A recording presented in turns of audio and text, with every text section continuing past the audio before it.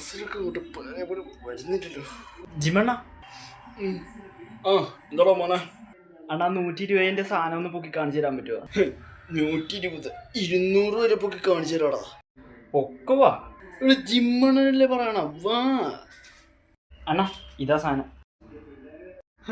ഈ കുഞ്ഞാപ്പി സാധനമാണ് നീ പറഞ്ഞേ, ഇപ്പൊ കാണിച്ചു തരാം. ഇതൊക്കെ സിമ്പിൾ.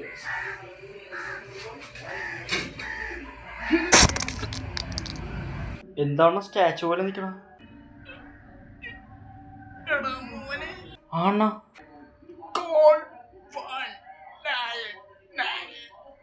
എമർജൻസി